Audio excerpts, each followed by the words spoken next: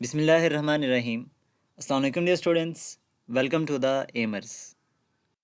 Practice booster series का ये हमारा थर्ड लेक्चर है, जिसमें हम कवर करेंगे एमडी कैट फिज़िक्स के पार्ट 1 के 50 most important MCQs from the past papers. And in तमाम एमसीक्यूज़ का जो पीडीएफ लिंक है वो आपको डिस्क्रिप्शन बॉक्स में मिल जाएगा, जिसको आप डाउनलोड कर सकते हैं। तो सबसे पहले इस पीडीएफ को डाउनलोड करिए एंड खुद से प्रैक्टिस करिए। देन अगर आपको किसी एमसीक्यू में कोई डाउट आए तो आप ये लेक्चर रेफर कर सकते हैं। तो चलिए स्टार्ट करते हैं अपनी आज की डिस्कशन। फर्स्ट एमसीक्यू हमारे पास में है the ratio of displacement along the diameter and the total distance along the circle is. तो स्टूडेंट्स इसमें हमें ये बताना है कि डायमीटर के along displacement and along the circle जो टोटल डिस्टेंस होता है इनकी रेशो किसके बराबर होती है। तो अगर हम बात करें सर्कुलर मोशन की, तो by definition displacement is the shortest length of path between two points. तो अगर हम डायमीटर के अलॉन्ग देखें तो हमारा जो डिस्प्लेसमेंट है वो कुछ इस तरह से बनेगा, जो एक स्ट्रेट लाइन है जो कि डायमीटर के इक्वल होती है। और हम जानते हैं कि डायमीटर जो है वो 2 टाइम्स ऑफ रेडियस के बराबर होता है। तो हमारा जो डिस्प्लेसमेंट है अलॉन्ग द डायमीटर ये बनेगा 2r।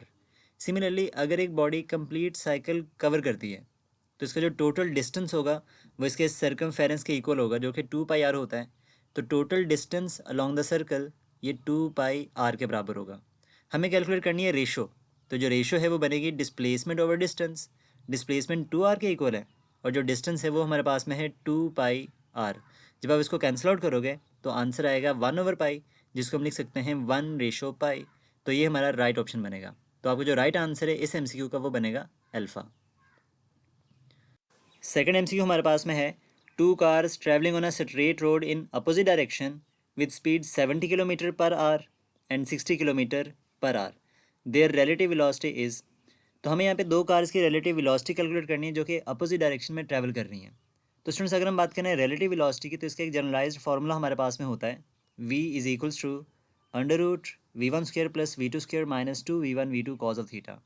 अब यहाँ पे जो थीटा है ये हमारे पास में दो बॉडीज़ की डायरेक्शन के दरमियान एंगल बनता है, वो जिस तरफ मूव कर रही होती हैं। अगर तो उनकी डायरेक्शन सेम है तो एंगल बनेगा 0 डिग्री, और अगर उनकी डायरेक्शन अपोजिट है तो एंगल बनेगा 180 डिग्री।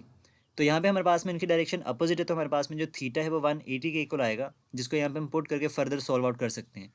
लेकिन अगर आपको इसको और ज़्यादा आसानी के साथ में हल करना है तो इसका एक डायरेक्ट फॉर्मूला भी आप याद रख सकते हो कि अगर दो बॉडीज़ अपोजिट डायरेक्शन में ट्रैवल करेंगी तो उनकी जो रिलेटिव वेलोसिटी है वो उन दोनों बॉडीज़ की वेलोसिटीज़ का सम होता है। यानी कि आपने रिलेटिव वेलोसिटी निकालनी है अगर इस केस में, तो ये बनेगी v1 + v2। लेकिन अगर उनकी डायरेक्शन सेम होती तो उनकी जो रिलेटिव वेलोसिटी है वो उन दोनों को माइनस करने से नहीं आती, यानी कि v1 - v2 बन जाता। तो एक डायरेक्ट फार्मूला है जिसको आप इजीली अप्लाई कर सकते हो। तो हम यहाँ पे अगर ये वैल्यूज पुट करें इनकी, तो v1 लेट से हमारे पास में 70 किलोमीटर पर आवर है एंड v2 हमारे पास में 60 किलोमीटर पर आवर है। तो जब आप इन दोनों को एडअप करोगे तो इसका आंसर आएगा 130 किलोमीटर पर आवर। तो जब दो बॉडीज़ अपोजिट डायरेक्शन में ट्रैवल करेंगी तो इनकी जो रिलेटिव वेलोसिटी है वो बनेगी 130 किलोमीटर पर आवर। तो हमारा जो राइट आंसर है यहाँ पर वो बनेगा बीटा। थर्ड क्वेश्चन हमारे पास में है which one of the following is the correct definition of variable velocity. यानी कि वेरिएबल वेलोसिटी की करेक्ट डेफिनेशन क्या है, गिवन ऑप्शन में से हमें ये बताना है। तो इससे पहले हम अंडरस्टैंड करेंगे कि यूनिफॉर्म वेलोसिटी या कांस्टेंट वेलोसिटी का मतलब क्या होता है। तो स्टूडेंट्स अगर कोई बॉडी इक्वल टाइम में इक्वल डिस्प्लेसमेंट कवर करे तो इसे हम कहते हैं यूनिफॉर्म वेलोसिटी या कांस्टेंट वेलोसिटी। तो जब भी कोई बॉडी कांस्टेंट वेलोसिटी से मूव करेगा तो उसकी डायरेक्शन एंड मैग्नीट्यूड हमेशा कांस्टेंट रहता है। जबकि जब हम बात करते हैं वेरिएबल वेलोसिटी की या फिर नॉन यूनिफॉर्म वेलोसिटी की, तो इसमें जो बॉडी है वो अनइक्वल डिस्प्लेसमेंट कवर करता है इक्वल टाइम के अंदर। इस केस में उसकी डायरेक्शन, मैग्नीट्यूड या दोनों चेंज हो सकते हैं। तो हमारे जो गिवन ऑप्शन है वहाँ पे आप देखोगे तो अल्फ़ा और चार्ली, ये दो ऑप्शन तो पॉसिबल है नहीं, क्योंकि वहाँ पे वर्ड यूज़ हो रहा है डिस्टेंस का। तो डिस्टेंस की अगर बात हो रही है तो ये हमारे पास में uniform and non uniform speed की बात होगी। लेकिन हमें बताना है वेलोसिटी की डेफिनेशन। तो आपको जो राइट ऑप्शन बनेगा वो होगा जिसमें डिस्प्लेसमेंट का वर्ड यूज़ होगा। तो हमारे पास में जो सेकंड ऑप्शन है बीटा, उसमें देखो क्या कह रहा है, unequal displacements are made in equal intervals of time. तो अगर कोई बॉडी अनइक्वल डिस्प्लेसमेंट कवर करेगा इक्वल टाइम में तो ये डेफिनेशन होती है नॉन यूनिफॉर्म या फिर वेरिएबल वेलोसिटी की। तो हमारा जो राइट आंसर है वो बनेगा बीटा। फोर्थ एमसीक्यू हमारे पास में है a cyclist is travelling at 15 metre per second, she applied brakes so that she doesn't collide with the wall in front of her at a distance of 18 metre. यहाँ पे एक cyclist है जो कि 15 मीटर पर सेकंड की speed से move कर रही है। वो एक दीवार को टकराने से पहले ही ब्रेक्स मारती है और रुक जाती है। और वो जो डिस्टेंस कवर करती है वो 18 मीटर का है। Calculate the magnitude of deceleration, तो हमें डीसेलरेशन कैलकुलेट करना है, यानी सिंपली आपको नेगेटिव एक्सेलरेशन बताना है। अब सुन यहाँ पे देखो, अगर हम बात करें एक्सेलरेशन के फॉर्मूले की, तो वो होता है acceleration is equal to rate of change of velocity, यानी delta V over delta T. अब यहाँ पे पूरे क्वेश्चन में हमें कहीं पर भी टाइम गिवन नहीं है, तो मतलब हम एक्सेलरेशन का सिंपल वाला फॉर्मूला तो अप्लाई नहीं कर सकते। तो यहाँ पे हमें यूज़ करनी पड़ेंगी इक्वेशंस ऑफ काइनेमेटिक्स। अब यहाँ पे 3 इक्वेशन हम जानते हैं, first, second and third equation. पर अब देखो यहाँ पे हमें पूरे डाटा में कहीं पर भी टाइम नहीं गिवन, तो हमें कोई ऐसी इक्वेशन यूज़ करनी पड़ेगी जिसमें टाइम की इन्वॉल्वमेंट ना हो। तो अब देखो हमारे पास में यहाँ पे ना तीनों इक्वेशन में से जो थर्ड इक्वेशन है, इसमें टाइम का फैक्टर इन्वॉल्व नहीं हो रहा, तो यहाँ से आप एक्सेलरेशन कैलकुलेट कर सकते हो। तो यहाँ पर हम यूज़ करेंगे थर्ड इक्वेशन ऑफ मोशन जो होती है 2as is equal to V F square minus V I का स्क्वायर।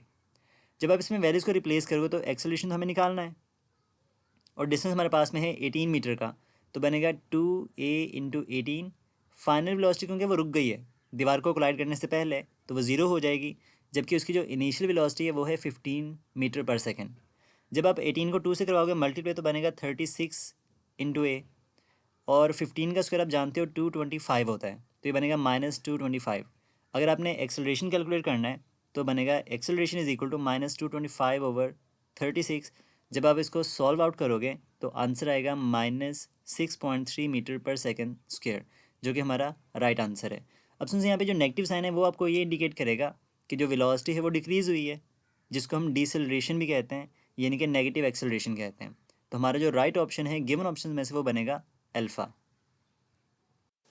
क्वेश्चन नंबर 5 है the time rate of change of linear momentum of a body is equal to. तो इसमें हमसे पूछ रहा है कि rate of change of linear momentum जो वो किसके बराबर होता है। तो स्टूडेंट्स आप जानते हो by Newton the second law in terms of momentum, जो time rate of change of momentum है वो अप्लाइड फोर्स के बराबर होता है, यानी कि F is equals to delta P over delta T. तो हमारा जो राइट ऑप्शन है यहाँ पे वो बनेगा अल्फ़ा। सो यहाँ पे आपने एक बात और भी याद रखनी कि अगर आपसे वो ये पूछ ले the slope of momentum time graph is equal to, तो वो भी हमारे पास में अप्लाइड फोर्स के बराबर ही होता है। तो ये आपके दो एमसीक्यूज यहाँ से जनरेट हो जाते हैं, तो इम्पॉर्टेंट है। अगर उसने पूछा है rate of change of linear momentum, तो वो बनेगा अप्लाइड फोर्स। अगर वो आपसे सिंपली ये पूछता the change of linear momentum या फिर instantaneous change of linear momentum is equal to, तो उसका आंसर बनता इम्पल्स। तो ये आपने 2-3 बातें इसके रिलेटेड आपने याद रखनी है। क्वेश्चन नंबर 6 है two bodies having same mass undergoes the elastic collision, then their relative velocity after the collision will be. तो कहते हैं कि अगर दो बॉडीज़ जिनका मास सेम है वापस में कोलाइड करती हैं, तो उनकी relative velocity after the collision क्या होगी। तो सुन, जब भी हमारे पास में ना दो बॉडीज़ में कोलिजन होती है, तो उनका अगर मास बराबर है तो उनकी वेलोसिटीज आपस में इंटरचेंज हो जाती हैं। लेट्स से अगर हमारे पास में फर्स्ट बॉडी की वेलोसिटी v1 है, सेकंड बॉडी की वेलोसिटी v2 है, तो आफ्टर द कोलिजन जो सेकंड बॉडी की वेलोसिटी है वो v1 के बराबर हो जाएगी, और जो फर्स्ट बॉडी की वेलोसिटी है वो v2 के बराबर हो जाएगी। तो एक जनरलाइज्ड केस है जो आपने पढ़े होंगे अपनी टेक्स्ट बुक्स के अंदर भी। तो इसमें आप सिंपली इसको बिना कैलकुलेट किए सॉल्व कर सकते हो कि अगर दो बॉडीज़ का जो मास है वो बराबर है, इक्वल है, तो उनकी जो वेलोसिटीज़ हैं वो चेंज हो जाएंगी, यानी कि जो v1 प्राइम है वो v2 के बराबर होगा, और जो v2 प्राइम है यानी आफ्टर द कोलिजन जो सेकंड बॉडी की वेलोसिटी है वो पहले के बराबर होगी, यानी कि v1 के बराबर होगी। तो इसके अकॉर्डिंग हमारा जो राइट आंसर है यहाँ पर वो बनेगा डेल्टा। अब सुनिए हमारे पास में ना कोलिजन के डिफरेंट केसेस हैं जिनको आप बहुत इजीली रिमेंबर कर सकते हो। अब देखो यहाँ पे फर्स्ट कंडीशन हमारे पास में कि अगर दोनों बॉडीज़ का मास इक्वल है, लेकिन जो फर्स्ट बॉडी की स्पीड है वो ज़्यादा है और सेकंड बॉडी की जो स्पीड है वो कम है, तो जब भी हमारे पास में मास बराबर होगा उनकी वेलोसिटीज आपस में इंटरचेंज हो जाएंगी। तो जब ये दोनों आपस में कोलाइड करेंगे तो आफ्टर द कोलिजन जो फर्स्ट बॉडी की वेलोसिटी है यानी v1 प्राइम वो बन जाएगा v2, और जो सेकंड बॉडी की वेलोसिटी है v2 प्राइम वो बन जाएगा v1, तो ये आपस में इंटरचेंज हो जाती हैं। सेकंड केस भी हमारे पास में सिमिलरली इसी तरह से है कि अगर m1 जो है वो m2 के बराबर है, लेकिन जो सेकंड बॉडी है जो टारगेट बॉडी है वो रेस्ट पर है, तो जब m1 जाके m2 को कोलाइड करेगा तो m1 रेस्ट में आ जाएगा, यानी v1 प्राइम ज़ीरो हो जाएगी, और जो सेकंड बॉडी है वो सेम वेलोसिटी से मूव करना स्टार्ट कर देगी। अगर हम बात करें परफेक्टली इलास्टिक कोलिजन की, तो इस केस में हमारे पास में जो v2 प्राइम है वो v1 बन जाएगा, और जो v1 प्राइम है वो ज़ीरो बन जाएगा। थर्ड केस हमारे पास में है, तो इसी तरह से थर्ड केस हमारे पास में आएगा कि अगर m1 जो है वो बहुत ही स्मॉल है m2 से, यानी m1 is very very smaller than m2, जबकि जो टारगेट बॉडी है वो रेस्ट पर है। तो इसमें क्या होगा, जैसे हम मान लो कि एक बॉल है, आप उसको दीवार पे मारते हो, तो उस बॉल का जो वज़न है, जो मैस है, वो दीवार के मुकाबले में बहुत ही कम होता है, और दीवार क्योंकि रेस्ट में है तो जैसे ही आप बॉल को दीवार पे मारोगे तो बॉल वापस आ जाएगी, यानी कि फर्स्ट बॉडी की जो वेलोसिटी है उसकी डायरेक्शन रिवर्स हो जाएगी, लेकिन जो सेकंड बॉडी है यानी जो अपनी दीवार है वो वैसी की वैसी पड़ी रहेगी, रेस्ट पे रहेगी। तो इस केस में जब एक लाइटर बॉडी हैवियर बॉडी को कोलाइड करती है जो कि रेस्ट में होती है, तो after the collision lighter body की डायरेक्शन रिवर्स हो जाएगी, जबकि हैवियर बॉडी जो है वो रेस्ट पे रहेगी, सेम स्टेट में रहेगी। तो इसका केस आ जाता है। केस नंबर 4 हमारे पास में है कि अगर एक हैवियर बॉडी एक लाइटर बॉडी को कोलाइड करती है और जो लाइटर बॉडी है वो रेस्ट में है, फॉर एग्जांपल जैसे एक मान लो कि ट्रक है, वो एक बाईसाइकिल वाले को हिट करता है, टक्कर मारता है, तो इस केस में जो एक पूरा ट्रक है उसकी वेलोसिटी पे कोई फ़र्क नहीं पड़ेगा। जो वेलोसिटी उसकी बिफोर द कोलिजन होगी वही वेलोसिटी आफ्टर द कोलिजन भी रहेगी, लेकिन जो साइकिलिस्ट है उसकी जो स्पीड है वो ट्रक की स्पीड के डबल हो जाती है, अगर हम एक आइडियल केस की बात करें। तो यहाँ पे हमारे पास में जो V1 प्राइम है वो तो V1 के बराबर ही रहेगा, जितना पहले था उतना ही बाद में, लेकिन जो सेकंड बॉडी है जो पहले रेस्ट में थी उसकी वेलोसिटी पहले से डबल हो जाएगी। जैसे मान लो कि अगर पहली बॉडी जो है वो 10 की स्पीड से मूव करके आ रही है, तो जब वो रेस्ट में पड़ी हुई लाइटर बॉडी को क्लाइड करेगा तो उसकी जो वेलोसिटी है वो 10 का डबल यानी कि 20 हो जाएगी। तो इस तरह से हमारे पास में कुछ केसेस हैं इनके, जिनको आप अच्छे से गो थ्रू कर लीजिएगा, ताकि अगर इनके रिलेटेड कोई MCQ बने तो आप उसको ईजिली कवर कर सको। क्वेश्चन नंबर 7 हमारे पास में है, at what point during the projectile motion vertical component of the velocity is zero, यानी कि प्रोजेक्टाइल मोशन में वो कौन सा पॉइंट है जहाँ पे vertical component of the velocity जो है वो ज़ीरो होता है। स्टूडेंट्स अगर हम बात करें प्रोजेक्टाइल मोशन की, तो इसमें आप देखो जहाँ से हम बॉडी को फेंकते हैं, यानी कि पॉइंट ए की अगर हम बात करें तो ये कहलाता है पॉइंट ऑफ प्रोजेक्शन। यहाँ पे आप देखो तो वेलोसिटी के दो कंपोनेंट्स होते हैं, एक हॉरिजॉन्टल कंपोनेंट जो कि through out the motion constant रहता है, और एक कहता है वर्टिकल कंपोनेंट जो कि through out the motion change होता रहता है। तो यहाँ पे हमारे पास में वेलोसिटी के पास दोनों कंपोनेंट्स हैं, हॉरिजॉन्टल भी और वर्टिकल भी। तो यहाँ पे बॉडी की वेलोसिटी मैक्सिमम होती है, लेकिन जैसे जैसे बॉडी ऊपर जाएगी और जब ये मैक्सिमम हाइट पे पहुँचेगी, तो इस केस में देखो ना तो बॉडी यहाँ से ऊपर जाएगी और ना ही यहाँ से वो नीचे गिरेगी, बल्कि वो थोड़ी देर के लिए हॉरिजॉन्टली मूव करती है फॉरवर्ड डायरेक्शन में। तो इस केस में हमारे पास में वेलोसिटी के पास सिर्फ और सिर्फ हॉरिजॉन्टल कंपोनेंट होता है, जबकि इसका जो वर्टिकल कंपोनेंट है वो ज़ीरो हो जाता है। तो इस केस में इसकी वेलोसिटी मिनिमम होती है बट नॉट ज़ीरो। तो एक पॉइंट इसमें याद रखना है आपने, जबकि लैंडिंग पॉइंट ए के ऊपर इसकी जो वेलोसिटी है वो मैक्सिमम होती है। अगर पॉइंट ए के ऊपर इसकी वेलोसिटी मैक्सिमम है तो इसकी जो काइनेटिक एनर्जी है वो भी मैक्सिमम होगी, लेकिन जो पोटेंशियल एनर्जी है यहाँ पर वो मिनिमम होती है। जबकि पॉइंट बी पर इसके पास मैक्सिमम पोटेंशियल एनर्जी होती है, जबकि मिनिमम काइनेटिक एनर्जी होती है। एंड एक MCQ इसमें ये भी बनता है कि eight the highest point acceleration में और वेलोसिटी में एंगल कितना बनता है। तो स्टूडेंट्स हम जानते हैं कि ड्यूरिंग द प्रोजेक्टाइल मोशन जो एक्सेलरेशन है वो सिर्फ और सिर्फ ग्रेविटी की वजह से होता है, यानी कि ग्रेविटेशनल एक्सेलरेशन, जिसकी डायरेक्शन हमेशा वर्टिकली डाउनवर्ड होती है। तो अगर हम हाईएस्ट पॉइंट की बात करें तो यहाँ पे जो एक्सेलरेशन है वो वर्टिकली डाउनवर्ड होगा, और वेलोसिटी और एक्सेलरेशन में जो एंगल है वो बनेगा 90 डिग्री। सिमिलरली जब ये बॉल जाके ज़मीन को हिट करेगी पॉइंट सी पर, तो अगेन उसके पास में पॉइंट ए वाली सिचुएशन आ जाएगी। तो पॉइंट सी को हम कहते हैं लैंडिंग पॉइंट। तो यहाँ पर भी इसके पास जो वेलोसिटी है वो मैक्सिमम होती है, यहाँ पर उसके पास में दोनों कंपोनेंट्स होंगे। तो पॉइंट ए और सी यानी पॉइंट ऑफ प्रोजेक्शन और लैंडिंग पॉइंट के ऊपर उसके पास में वेलोसिटी के दोनों कंपोनेंट्स होते हैं, जिसकी वजह से वेलोसिटी मैक्सिमम होती है।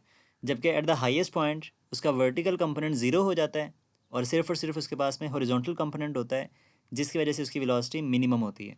तो अकॉर्डिंग टू द क्वेश्चन हमारा जो राइट आंसर है यहाँ पर वो बनेगा हाईएस्ट पॉइंट, जहाँ पे उसका जो वर्टिकल कंपोनेंट है वो ज़ीरो हो जाता है। क्वेश्चन नंबर 8 हमारे पास में है, range of projectile on a horizontal plane is same for the following pair of angles. तो हमें ये बताना है कि किस पेयर ऑफ एंगल्स के लिए जो रेंज ऑफ प्रोजेक्टाइल है वो सेम होती है। तो उसमें अगर हमारे पास में इस टाइप का कोई भी क्वेश्चन है तो बड़ा सिंपली आप इसको सॉल्व कर सकते हो। अगर उसने डिफरेंट पेयर्स ऑफ एंगल आपको बता रखे हैं, तो अगर किसी भी दो एंगल्स का सम 90 डिग्री बने तो उनकी जो रेंज है वो हमेशा एक दूसरे के बराबर होती है। यानी कि आप इसमें से देखो कौन सा ऐसा पेयर है जिसका सम 90 बन रहा है। तो फर्स्ट ऑप्शन में 15 + 30 ये 45 बनेगा, 90 नहीं बनेगा। बीटा ऑप्शन है 60 + 20 80 बनता है। थर्ड ऑप्शन है 75 + 15, तो ये आपके पास में 90 डिग्री बनेगा। जबकि डेल्टा ऑप्शन है 25 एंड 50, ये बनेगा 75 डिग्री। तो हमारे पास में जो राइट आंसर बनेगा इस MCQ का वो बनेगा सी, यानी 75 एंड 15 डिग्री, इनका जो सम है वो 90 बनता है। तो अगर दो एंगल्स का सम 90 डिग्री बने तो उस केस में जो रेंज है वो हमेशा बराबर होती है।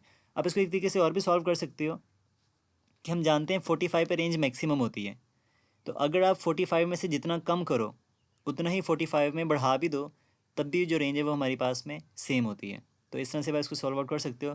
नहीं तो सिंपली आप इसको ऐसे हल कर सकते हो। क्वेश्चन नंबर 9 है work done will be negative if the angle between force and displacement is. तो हमें ये बताना है कि वो कौन सा एंगल है जहाँ पे वर्क डन जो है वो नेगेटिव होता है।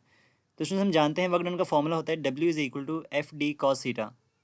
अब यहाँ पे अगर हम एंगल को लिखें 180 डिग्री, तो हम जानते हैं कॉज ऑफ 180 जो है ये माइनस होता है, तो आपका आंसर बनेगा W is equal to minus F D. तो 180 डिग्री हमारे पास में ऐसा एंगल है जहाँ पे जो वर्क डन है वो नेगेटिव होता है, तो आपका जो राइट आंसर है वो बनेगा डेल्टा। जबकि अगर हम बात करें 0 डिग्री की, तो कॉज ऑफ 0 +1 होता है, तो आपको जो वर्क डन है वहाँ पे वो पॉजिटिव एंड मैक्सिमम होगा। जबकि 180 के ऊपर जो वर्क डन है वो नेगेटिव एंड मैक्सिमम होता है। स्टूडेंट्स ये मिनिमम वर्क डन नहीं होगा, बिकॉज ये जो नेगेटिव साइन है ये इंडिकेट करता है रिटार्डिंग फोर्स को, जो कि हमारे मोशन को रिड्यूस करती है। जैसे कि work done by the friction वो नेगेटिव होता है, लेकिन वो होता मैक्सिमम में जो हमारे बॉडी को रोकने के काम आता है। इसी तरह से अगर आपसे पूछा जाए कि मिनिमम वर्क डन किस एंगल पे होता है, तो वो हमेशा 90 डिग्री पे होता है। तो अगर आपसे यहाँ पे पूछा जाता है मिनिमम वर्क डन, तो कॉज 90 0 होता है, तो वर्क डन आपका 0 आ जाता। तो 90 के ऊपर वर्क डन 0 या मिनिमम होता है। क्वेश्चन नंबर 10 है if velocity is double then. तो हमें ये बताने कि अगर हम वेलोसिटी को डबल करेंगे तो मोमेंटम और काइनेटिक एनर्जी में किस तरह से चेंज आएगा आपके गिवन ऑप्शंस के अकॉर्डिंग।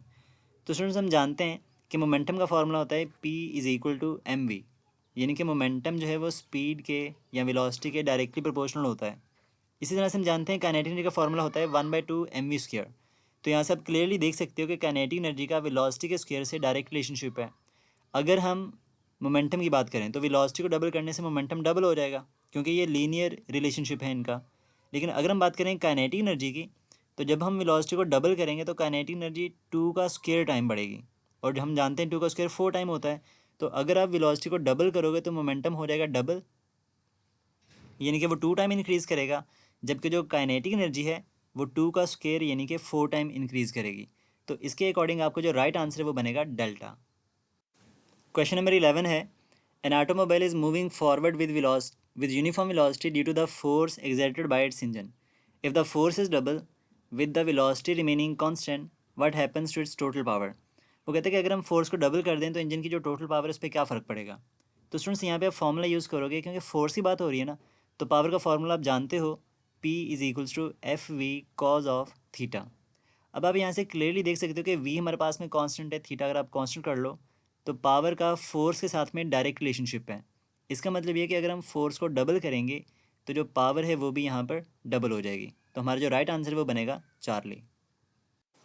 क्वेश्चन नंबर 12 है kilowatt hour is the unit of. तो उसमें से हमारे पास में मोस्ट इंपॉर्टेंट एमसीक्यूज है जो कि आप कह लो कि अक्सर रिपीट होता रहता है।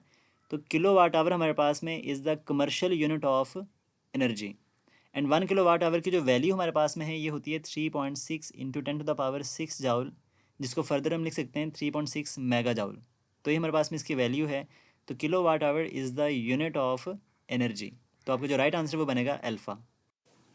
13 MCQ हमारे पास में है a 2 kilogram object is release from rest 8 metre above the surface of the earth during the fall the work done against air resistance is 60 joule just before hitting the surface its speed will be. तो students हमें body की speed calculate करनी है जब आप उसको 8 metre की height से रिलीज़ करोगे। अब देखो जब एक बॉडी स्पेसिफिक हाइट पे है तो उसके पास में होती है पोटेंशियल एनर्जी। जब आप उसको रिलीज़ करते हो तो वो पोटेंशियल एनर्जी 2 पार्ट्स में यूज़ होती है। उसका कुछ पोर्शन कन्वर्ट हो जाता है काइनेटिक एनर्जी के अंदर, जबकि कुछ पोर्शन जो है वो यूज़ होता है work done against the friction में। तो हमारे पास में in the presence of air resistance जो टोटल पोटेंशियल एनर्जी है ये बराबर होगी change of kinetic energy plus work done against the friction में। तो यहाँ पे हम जानते हैं पोटेंशियल एनर्जी का फॉर्मूला होता है mgh। काइनेटिक हमारे पास में बराबर होती है हाफ mv², जबकि work done by the friction आपको वैसे गिवन है तो आप इसमें फॉर्मूला यूज़ करते हो वैसे F/h होता है।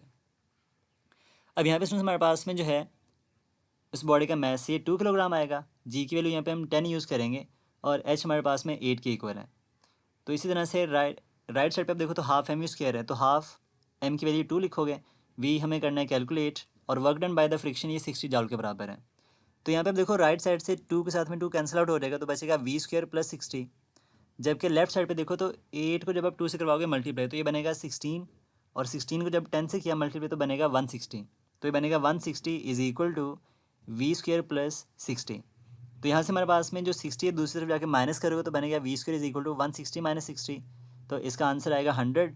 अब v का स्क्वायर 100 के इक्वल है तो स्क्वायर को ख़त्म करने के लिए आप दोनों तरफ इसका स्क्वायर रूट करोगे, तो v का आंसर बनेगा 10 मीटर पर सेकेंड। तो हमारा जो राइट आंसर है इस MCQ का वो बनेगा अल्फ़ा।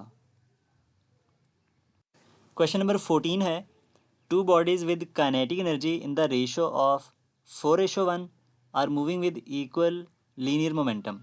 तो हमारे पास में दो बॉडीज़ हैं जिनकी काइनेटिक एनर्जी की जो रेशो है वो 4:1 है, जबकि उनका जो मोमेंटम है वो सेम है। The ratio of their masses is, तो हमें मैसेस की रेशो करनी है कैलकुलेट। तो स्टूडेंट्स अब देखो, एक रिलेशनशिप आपने पढ़ा होगा between kinetic energy and momentum, जो कि होता है kinetic energy is equal to p²/2m। अब यहाँ पे हमारे पास में मोमेंटम कांस्टेंट है, तो काइनेटिक एनर्जी का मैस के साथ में इन्वर्स रिलेशनशिप बन जाएगा। तो अगर आपको मैसेस की रेशो निकालनी है तो वो काइनेटिक एनर्जी की इन्वर्स रेशो के बराबर होगी। अब देखो यहाँ पे हमारे पास में काइनेटिक एनर्जी की रेशो गिवन है 4:1। तो अगर आपने मैसेज की रेशो निकालनी है तो इसका उलट होगा, यानी कि 1:4 हो जाएगा। तो आपको जो राइट आंसर है यहाँ पर वो बनेगा बीटा। क्वेश्चन नंबर 15 है, initially 4 identical uniform blocks each of mass m and thickness h are separate on a table. तो एक टेबल में हमने 4 ब्लॉक्स सेपरेट कर रखे हैं। How much work is done in stacking the blocks on the top of one another. तो अगर आप उनको स्टैक करते हो, दूसरे के ऊपर रखते हो, जैसे कि डायग्राम में आपको नज़र आ रहा है, तो आपको कितना वर्क करना पड़ेगा। अब सुनिए, यहाँ पे ना जब ये सिचुएशन होती है ब्लॉक्स वाली या फिर ब्रिक्स वाली, तो इसमें एक शॉर्टकट हम यूज़ करते हैं। अगर आपको टोटल वर्क डन कैलकुलेट करना है तो इसका फॉर्मूला होता है n/n-1 divided by 2 multiplied by mgh। क्योंकि जब उनको आप स्टैक करोगे दूसरे के ऊपर तो हाइट की वजह से उनके पास में पोटेंशियल एनर्जी हो जाती है। तो फॉर्मूला क्या बनेगा, n/n-1 divided by 2 multiplied by potential energy. Simple सा फॉर्मूला है। अब यहाँ पे जो n हमारे पास में होता है ना, ये होता है नंबर ऑफ ब्लॉक्स। तो करंट क्वेश्चन में हमारे पास में जो टोटल ब्लॉक्स हैं उनकी तादाद 4 है। तो आप इसमें जब n की जगह पे वैल्यू पुट करोगे तो बनेगा W is equal to 4 × 4 - 1 divided by 2 multiplied by mgh। अब आप जानते हो 4 - 1 ये बनेगा 3। 3 को जब आप 4 से करवाओगे मल्टीप्लाई तो बनेगा 12, और 12 को जब आप 2 पे करोगे डिवाइड तो आंसर आएगा 6 mgh, जो कि हमारा राइट आंसर है। तो अगर आपके पास में mg और h की वैल्यू गिवन हो तो आप इसको फर्दर भी सॉल्व आउट कर सकते हो। तो लेकिन इस केस में हमारा जो राइट आंसर वो बनेगा डेल्टा, यानी कि 6 mgh। क्वेश्चन नंबर 16 है, a ball is thrown vertically downward from a height of 20 metre with an initial velocity v। एक बॉल को आपने वर्टिकली डाउनवर्ड फॉल करवाया है 20 मीटर की हाइट से, और इसकी जो इनिशियल वेलोसिटी है वो v के बराबर है। It collides with the ground, वो ग्राउंड से कोलाइड करती है, लूजेज 50% ऑफ इट्स एनर्जी, 50% अपनी एनर्जी को वेस्ट करती है in collision and rebound the same height, फिर वो सेम हाइट पे वापस भी चली जाती है। तो हमें बताना है कि उसकी इनिशियल वेलोसिटी कितनी होगी। अब सुन देखो, यहाँ पे जब आप उसको 20 मीटर की हाइट से ड्रॉप करोगे तो इस केस में हमारे पास में उसके पास होती है पोटेंशियल एनर्जी। तो जैसे वो नीचे गिरी तो सारी की सारी पोटेंशियल जो है वो कन्वर्ट हो जाती है काइनेटिक एनर्जी के अंदर।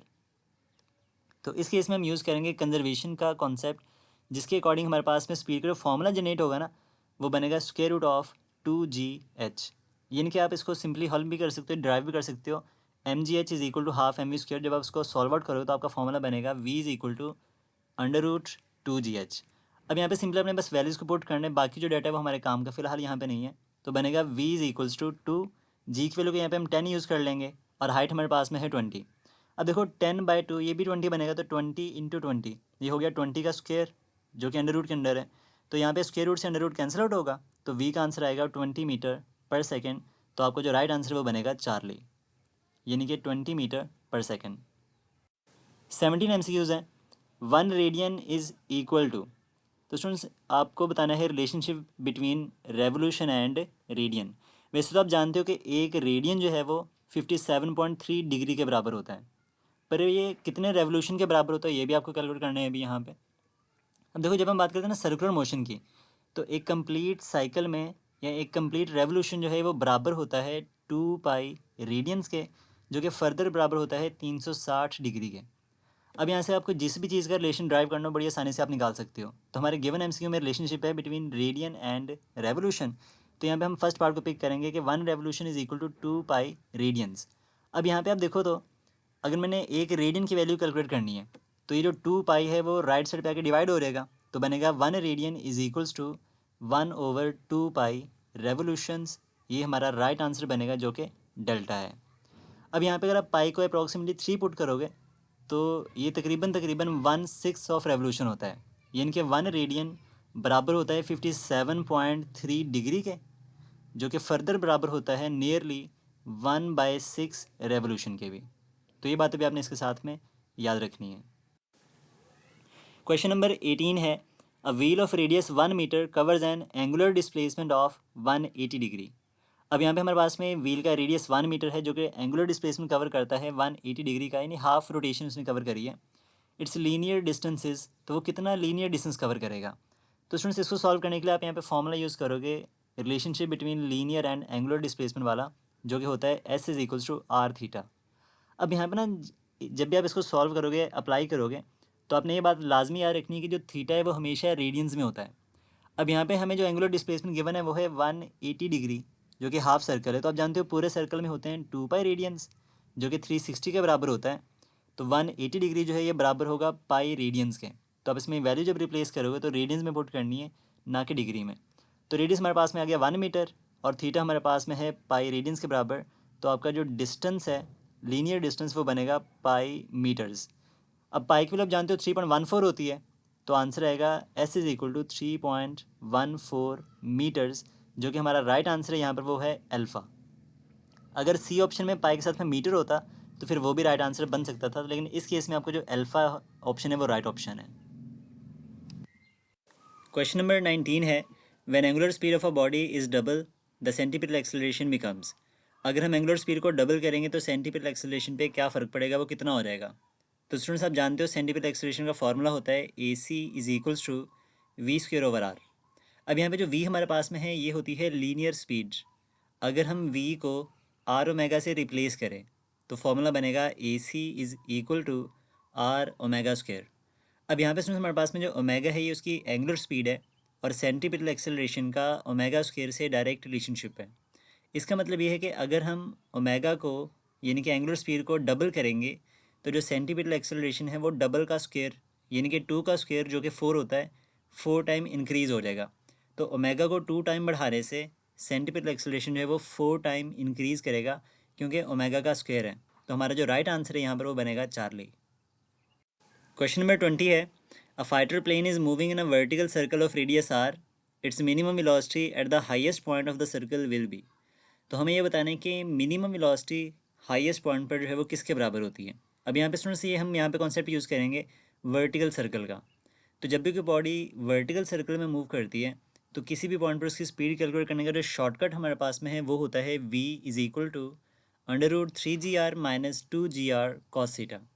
अब यहाँ पर हमारे पास में जो थीटा है बेसिकली ये एंगल होता है between centripetal force and weight of the body. अब यहाँ पे जब बॉडी हमारे पास में हाईएस्ट पॉइंट पे होती है तो इसकी जो लीनियर वेलोसिटी है वो तो अलोंग द टेंजेंट होगी, जिसे हम टेंजेंशियल वेलोसिटी भी कहते हैं, जो हमने कैलकुलेट करनी है। जबकि जो सेंटीपिटल फोर्स है वो हमेशा towards the centre of circle होगी। अगर आप हाईएस्ट पॉइंट पे देखोगे तो वो वर्टिकली डाउनवर्ड है, जबकि इस बॉडी का जो वेट है एट द हाईएस्ट पॉइंट वो भी वर्टिकली डाउनवर्ड होता है।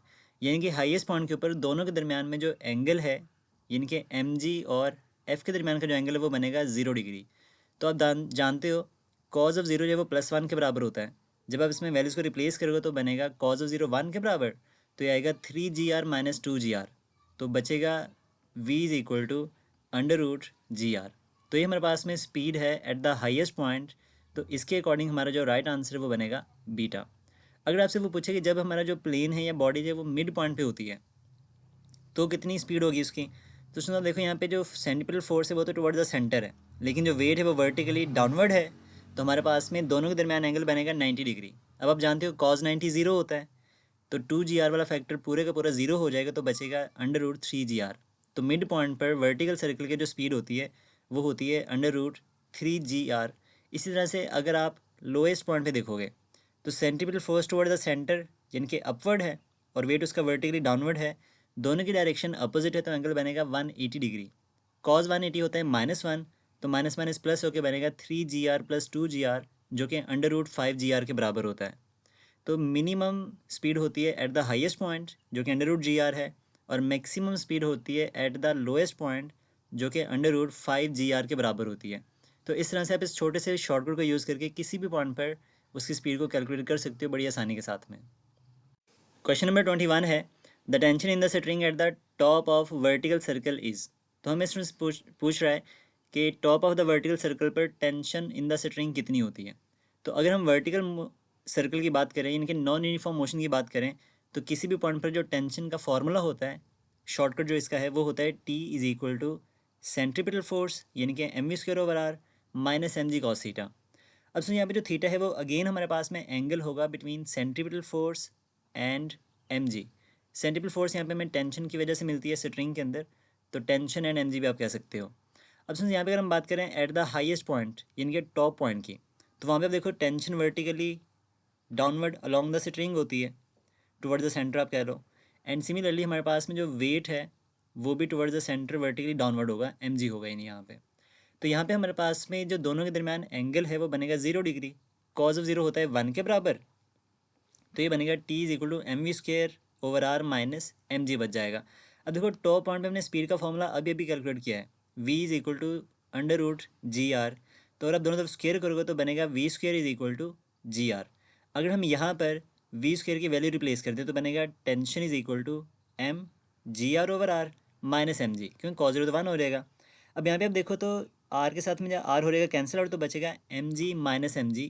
तो एट द हाईएस्ट पॉइंट हमारे पास में जो टेंशन है वो 0 के बराबर होती है, तो आपको जो राइट आंसर है वो बनेगा अल्फ़ा। इसी तरह से अगर आप किसी भी पॉइंट पे टेंशन को कैलकुलेट करना चाहते हो स्ट्रिंग के अंदर तो बड़ी इजीली निकाल सकते हो इसी शॉर्टकट को यूज। क्वेश्चन नंबर 22 है, if during circular motion tangential velocity of a body becomes double then centripetal force becomes. अगर आप टेंजेंशियल वेलोसिटी यानी कि v को डबल करोगे तो सेंट्रीपिटल फोर्स पे क्या फ़र्क पड़ेगा। अब स्टूडेंट्स हम जानते हैं सेंट्रीपिटल फोर्स का फॉर्मूला होता है F is equal to mv²/r। अब यहाँ से आप क्लियरली देख सकते हो कि फोर्स का v² से डायरेक्ट रिलेशनशिप है, यानी कि टेंजेंशियल वेलोसिटी से उसका डायरेक्ट रिलेशनशिप है।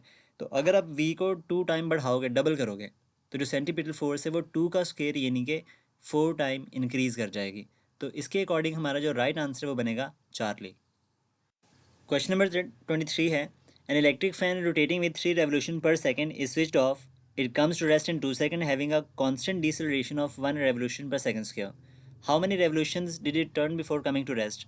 तो हमें ये बताने कि जब आप फैन को स्विच ऑफ करोगे तो वो रेस्ट में आने से पहले कितने रेवोल्यूशन को कंप्लीट करेगा, यानी सिंपली आपने यहाँ से उसकी एंगुलर डिस्प्लेसमेंट बतानी है। तो स्टूडेंट्स यहाँ पे हम यूज़ करेंगे इक्वेशंस ऑफ एंगुलर मोशन। तो जैसे हम यूज़ करते हैं ना equation of linear motion, same इसी तरह से हमारे पास में इक्वेशन ऑफ एंगुलर मोशन भी होती हैं। बस यहाँ पे फ़र्क ये होता है कि v को आप ओमेगा से रिप्लेस करते हो, a को अल्फ़ा से, और s को थीटा से रिप्लेस कर देते हैं। अब यहाँ पे हमें नंबर ऑफ़ रेवोल्यूशन के थीटा कैलकुलेट करना है, तो यहाँ पे हम ज़्यादा एक्यूरेटली यूज़ करेंगे इक्वेशन, क्योंकि टाइम हमारे पास में गिवन है, तो हम यूज़ करेंगे सेकंड इक्वेशन ऑफ मोशन। तो वो हमारे पास में होती है theta is equal to omega I T plus half alpha T square. अब यहाँ पे सुनो हमें थीटा इनके नंबर ऑफ़ रेवोल्यूशन कैलकुलेट करने हैं, तो ओमेगा आई जो है यानी इनिशियल वेलोसिटी वो हमारे पास में है 3 के इक्वल, टाइम हमारे पास में 2 सेकंड है, हाफ अल्फ़ा जो है 1 रेवोल्यूशन पर सेकंड स्क्वायर है, और टाइम अगेन हमारे पास में 2 का स्क्वायर आ जाएगा। अब यहाँ पे देखो तो 3 2 ज़ार 6 हो गया, और 2 का स्क्वायर होता है 4। 4 जब आप 2 पे डिवाइड करो तो ये फिर से 2 बन जाएगा, तो 6 + 2 हमारे पास में थीटा बनेगा 8 रेवोल्यूशंस। तो ये हमारे पास में आ गया हमारा राइट आंसर, यानी कि सी ऑप्शन। यानी कि 8 रेवोल्यूशंस का एंगुलर डिस्प्लेसमेंट होगा जब आप उस फ़ैन को स्विच ऑफ करोगे। अगर आप इसको फर्दर रेडियंस में कन्वर्ट करना चाहो तो वो आपकी चॉइस है, कन्वर्ट करके आप देख सकते हो कि इसका आंसर क्या बनता है फर्दर।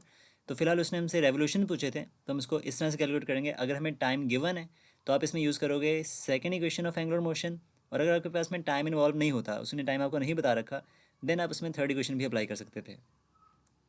क्वेश्चन नंबर 24 है, in a ripple tank 40 waves pass through a certain point in 1 second. 1 second में 40 वेव पास करती है एक पॉइंट से, तो एक्चुअली आपको ये फ्रीक्वेंसी बता रहा है। If the wavelength of the wave is 5 centimetre, अगर लेमडा हमारे पास में 5 सेंटीमीटर है, then speed of the wave is, तो आपको बताना है कितनी स्पीड होगी उसकी। अब सुन देखो, सिंपली हम जानते हैं relationship between speed, wavelength and frequency, वो होता है v is equal to F lambda. F हमारे पास में 40 है, जबकि वेवलेंथ हमारे पास में 5 सेंटीमीटर है, तो मीटर में कन्वर्ट करने के लिए आप 5 को 100 पे डिवाइड कर दोगे, तो यहाँ पर देखो 0 से 0 कटा, तो बनेगा 4 इंटू 5 को जब आप 10 पे डिवाइड करो तो बन जाएगा 1/2। अब यहाँ पे 2 को 4 से काटोगे तो बनेगा v is equal to 2 metre per second. तो हमारा जो राइट आंसर है यहाँ पर वो बनेगा डेल्टा। क्वेश्चन नंबर 25 है, which one of the following properties is not exhibited by the longitudinal waves. Longitudinal waves की कौन सी प्रॉपर्टी जो है वो कैरी नहीं करती। अब हमारे पास में जितनी भी लॉन्गिट्यूडनल वेव्स होती है ना, इनमें जो पार्टिकल्स की डिस्प्लेसमेंट होती है वो along the direction of wave होती है, यानी कि parallel to the direction of propagation of wave. तो ऐसी वेव्स जिनमें पार्टिकल्स की डिस्प्लेसमेंट वेव की डायरेक्शन के पैरेलल हो वो कभी भी पोलराइज नहीं हो सकती। तो जो लॉन्गिट्यूडनल वेव्स हैं इनको हम पोलराइज नहीं कर सकते, जबकि इनकी इंटरफेरेंस, डायफ्रैक्शन और रिफ्लेक्शन है ये पॉसिबल होती है। फॉर एग्जांपल जो साउंड वेव्स हैं वो भी लॉन्गिट्यूडनल नेचर के रखती हैं, तो लॉन्गिट्यूडनल वेव्स कभी भी पोलराइज नहीं होती, जबकि जो ट्रांसवर्स वेव्स होती हैं वो हमेशा पोलराइज हो सकती हैं, क्योंकि उनमें जो पार्टिकल्स की डिस्प्लेसमेंट है वो वेव के प्रोपगेशन के परपेंडिकुलर होती है। तो जितनी भी हमारे पास में इलेक्ट्रोमैग्नेटिक वेव्स होती हैं, जैसे एक्स रेज़ हैं, गैमा रेज़ हैं, अल्ट्रावायलेट लाइट है, तो जितनी भी हमारे पास में लाइट रेज़ होती हैं वो सारी की सारी पोलराइज हो सकती हैं, जब जो कि एक्चुअल में ट्रांसफर्स होती हैं। लेकिन जो लॉन्गिट्यूडनल वेव्स हैं कभी भी पोलराइज नहीं होती। तो इसके अकॉर्डिंग हमारा जो राइट आंसर है वो बनेगा डेल्टा। क्वेश्चन नंबर 26 है, if the wavelength of light coming from a galaxy shift toward the red end of the spectrum then galaxy is. तो इसमें कहता है कि अगर हमारी गैलेक्सी से जो लाइट हमारे तक पहुंच रही है, अगर उसका जो स्पेक्ट्रम है वो रेड की तरफ शिफ्ट हो रहा है, तो कौन वो गैलेक्सी क्या कर रही है? वो ज़मीन के करीब आ रही है, दूर जा रही है, रेस्ट पर है, या क्या करेगी?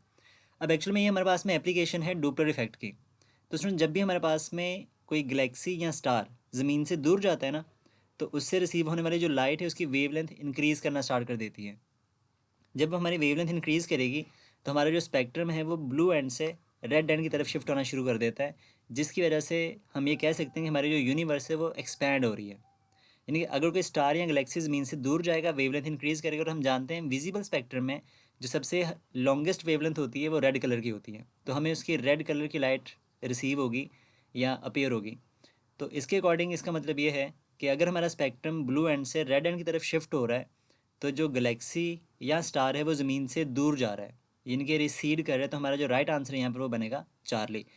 अगर ये एमसीक्यू इसी तरह से होता कि if a spectrum is shifting towards the blue and, यानी कि वो ब्लू की तरफ शिफ्ट हो रहा है, तो इसका मतलब ये होता है कि जो गैलेक्सी है वो ज़मीन की तरफ आ रही है, यानी अप्रोचिंग द अर्थ, फिर आपका जो राइट आंसर है वो अल्फ़ा बन जाता। उस केस में वेवलेंथ डिक्रीज़ करेगी, जो कि ये रिप्रेजेंट करेगा कि हमारी जो यूनिवर्स है वो कॉन्ट्रैक्ट हो रही है। तो ब्लू शिफ्ट की तरफ अगर स्पेक्ट्रम शिफ्ट होगा तो कॉन्ट्रैक्शन, रेड एंड की तरफ जाएगा तो एक्सपेंशन। जब हमारा स्पेक्ट्रम रेड एंड की तरफ जाता है तो वेवलेंथ बढ़ती है और फ्रीक्वेंसी कम होती है। जब हमारा स्पेक्ट्रम ब्लू एंड की तरफ शिफ्ट होता है तो उस केस में वेवलेंथ कम होती है और फ्रीक्वेंसी जो है वो इंक्रीज़ होती है। तो इस तरह के मल्टीपल क्वेश्चन जो है वो इसी से जनरेट कर सकते हैं, तो ये बातें आपने सारी ध्यान से समझ लेनी है। क्वेश्चन नंबर 27 है, the shortest distance between any two points in phase on a wave is called. तो दो पॉइंट्स जो कि इन फेज़ होते हैं उनके दरमियान जो शॉर्टेस्ट डिस्टेंस है वो किसके बराबर होता है? तो इसमें से अगर हम बात करें वेव की, तो इसमें हमारे पास में जो मीन पोजीशन से अबव पोर्शन है ना, अगर हम लेट से ट्रांसवर्स वेव की बात करते हैं तो ये होता है क्रेस्ट, और मीन पोजीशन से जो बिलो पोर्शन है ये होता है ट्रफ। तो किसी भी पॉइंट का मीन पोजीशन से जो मैक्सिमम डिस्प्लेसमेंट होता है उसे एम्पलीट्यूड का नाम दिया जाता है। इसी तरह से जो नंबर ऑफ वेव्स होते हैं 1 सेकेंड, उसे फ्रीक्वेंसी का नाम देते हैं। किसी भी पॉइंट पर जो उसका डिस्टेंस है उसे इंस्टेंटेनियस डिस्प्लेसमेंट का नाम देते हैं। और उसने पूछा है shortest distance between any two points that are in phase. जैसे फॉर एग्जांपल ये देखो, एम्पलीट्यूड पे मैक्सिमम पॉइंट एक पॉजिटिव पर है, तो इसी तरह से जब नेक्स्ट पॉइंट हमारे पास में आएगा मैक्सिमम पर, तो ये दोनों पॉइंट्स इन फेज कहलाएंगे।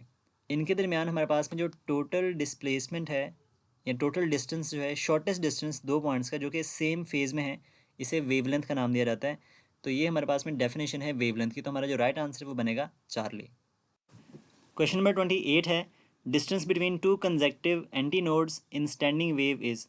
तो स्टूडेंट्स हम जानते हैं स्टैंडिंग वेव्स को स्टेशनरी वेव्स का नाम भी दिया जाता है, और ये उस वक्त बनती हैं जब दो वेव्स अपोजिट डायरेक्शन में ट्रैवल करती हैं जिनकी फ्रीक्वेंसी सेम होती है।